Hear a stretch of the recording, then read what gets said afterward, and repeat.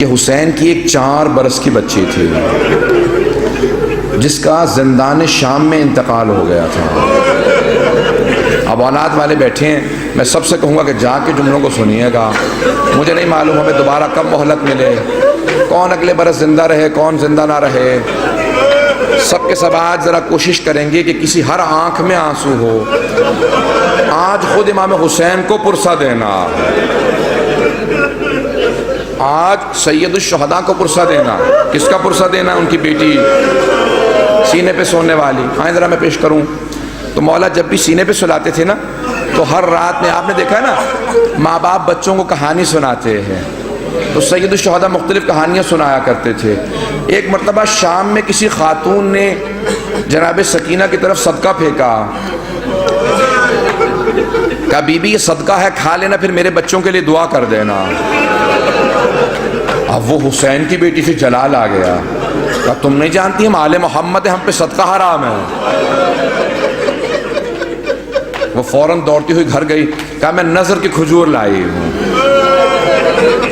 ذرا دعا کر دینا، تمہارا چہرے پہ بڑا نور ہے۔ بچی سے کہا تم ذرا دعا کر دینا، یتیم بچوں کی دعائیں قبول ہوتی ہیں۔ تو جناب سکینہ نے کیا کیا؟ ننھے ننھے ہاتھ اٹھائے، کہا میں کھجور بعد میں کھاؤں گی، پہلے بتا دعا کیا ہے۔ اس نے کہا 3 دعائیں ہیں، میرا شوہر سفر میں گیا ہے تجارت کے لیے، دعا کرنا سلامتی سے واپس آ جائے۔ پھر دوسری دعا کہی، پھر تیسری دعا جانتے کیا کہی اس نے؟ میں سارے چھوڑ کے جا رہا ہوں مسائل۔ کہا کہ تیسری دعا یہ ہے، بس بچی اے بیٹی یہ دعا کر دینا جیسے آپ یتیم ہوئی ہیں، میرے بچے کبھی ایسے یتیم نہ ہو۔ اب بی بی کو بہت جلال آیا، حسین کی بیٹی تھی نا، اگر سن سکے میری طرف دیکھ کے سنیے گا۔ تو ایک جملہ کہا پھوپھی اماں میرے بابا جب مجھے سینے پہ سلاتے تھے نا تو ہر رات ایک کہانی سناتے تھے، انبیاء کی کہانیاں سنایا کرتے تھے۔ میرے بابا نے مجھے کہانی سنائی تھی، ایک نبی تھے جن کا اللہ نے قرآن میں تذکرہ کیا ہے، حضرت صالح کا۔ حضرت صالح کی اونٹنی تھی، پھوپھی اماں میرے بابا کہتے تھے کہ ان کی امت نے اس اونٹنی کو قتل کر دیا تھا، لیکن اللہ نے اس اونٹنی کو ایک بچہ دیا تھا۔ پھوپھی اماں میرے بابا کہتے تھے کہ جب اس امت نے اونٹنی کا کوہان کاٹا نا، وہ اونٹنی مر گئی، وہ بچہ پہاڑ پہ چڑھ گیا اور اس نے رو کے سر اٹھایا اور کہا پروردگارا اس امت پہ عذاب بھیج دے، انہوں نے میری ماں کو مار دیا۔ پھوپھی اماں میرے بابا کہتے تھے اللہ نے امت پہ عذاب نازل کر دیا تھا اس بچے کی بددعا کی وجہ سے، اونٹنی کے بچے کی بددعا سے۔ پھوپھی اماں میں آپ سے ایک سوال کرنا چاہتی ہوں، ابھی بھی سمجھ گئے کہ بچی کو جلال آ گیا۔ میرے گھر میں بھی بچیاں ہیں، بیوی کے مسائل پڑھے نہیں جاتے مجھ سے۔ کہا بیوی کیا بات ہے؟ جناب زینب نے پوچھا بیوی کیا بات ہے؟ کہا پھوپھی اماں میں ایک سوال کرنا چاہتی ہوں، مجھے بس اتنا بتا دیں اس اونٹنی کے بچے کا مقام زیادہ تھا یا میرا مقام زیادہ ہے؟ کبھی بھی کیا بات ہے؟ کہ پھوپھی اماں میں بددعا کروں گی آپ آمین کہیے گا۔ پھوپھی اماں یہ جو تازیانے مارتے میں ان کے خلاف بددعا کرنا چاہتی ہوں۔ جناب زینب نے کہا بی بی بددعا سے پہلے بابا کے سر کو دیکھ لینا، آپ کے بابا نے بددعا نہیں کی۔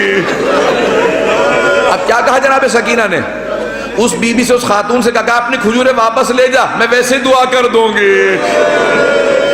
اجرکم اللہ۔ بس میں ایک اور جملے کو پیش کروں، بی بی پہ بڑے مسائل، میں سارے مسائل چھوڑتا ہوا گزر رہا ہوں، پتہ نہیں میں آج پڑھ پاؤں گا کہ نہیں پڑھ پاؤں گا، شہادت میں پوری نہیں پیش کر سکوں گا، مجھے نہیں لگتا کہ میں شہادت پڑھ پاؤں گا۔ جملے سنیں گے، جب شام غریبہ میں جناب سکینہ کو تماچے لگے نا اور بی بی بے ہوش ہو کے گر گئے، آپ نے کبھی دیکھا 3.5 برس کے بچے بے ہوش ہو جائیں؟ کبھی 3.5 برس کے بچے بے ہوش نہیں ہوتے، انہیں پتہ ہی نہیں ہوتا نہ جانے کتنے تماچے لگے ہوں گے کہ بی بی بے ہوش ہو گئی۔ جب بے ہوش ہو گئی نا تو چاروں طرف سے بیویوں نے ماتم شروع کیا، آنسو بہنے لگے، جناب سکینہ کے چہرے پہ گرے، ہوش آ گیا۔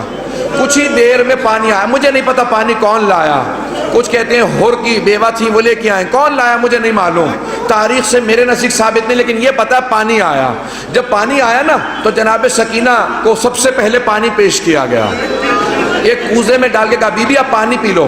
تو جناب سکینہ نے ایک سوال کیا کہ پھوپھی اماں آپ نے سب سے پہلے پانی مجھے کیوں دیا؟ کہا بی بی آپ سب سے چھوٹی ہیں، آپ کیونکہ سب سے چھوٹی ہیں اس لیے آپ کو پانی پیش کیا۔ اب ایک مرتبہ بی بی سکینہ نے کوزہ ہاتھ میں لیا، مقتل میں اتر گئیں۔ جناب رباب نے آواز دی، جناب زینب نے کہا بیٹی کہاں جا رہی ہو؟ کہا پھوپھی اماں آپ نے کہا کیونکہ میں سب سے چھوٹی ہوں، لیکن مجھ سے چھوٹا میرا بھیا علی اصغر ہے، میں پہلے اصغر کو پانی دوں گی۔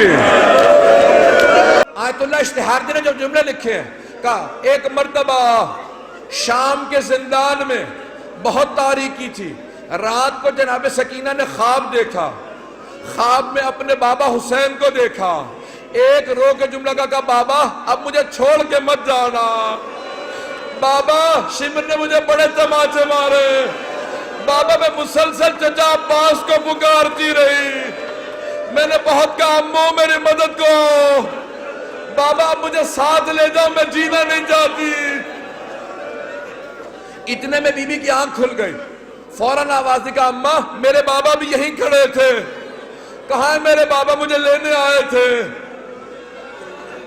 سوگنامہ محمد میں آیت اللہ اشتہار کہتے ہیں ساری بیویاں رونے لگی، جب بی بی نے اپنا خواب سنا ہے نا سب بیویاں بلند آواز سے رونے لگی۔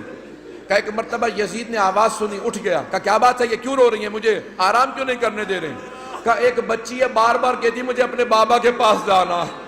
کہا کون ہے اس کا باپ؟ کہا وہ حسین کی بیٹی ہے۔ کہا جاؤ حسین کا سر دے دو۔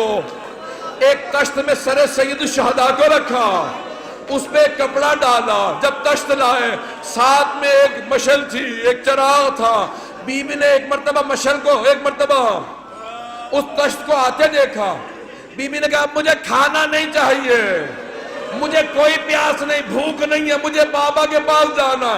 اس نے تشت سے کپڑا ہٹایا، بی بی نے بابا کے سر کو دیکھا، کہا بابا جب خیمے سے گئے تھے آپ کی رگیں کٹی ہوئی نہیں تھی، بابا میری محبت کا واسطہ میرے پاس آ جاؤ۔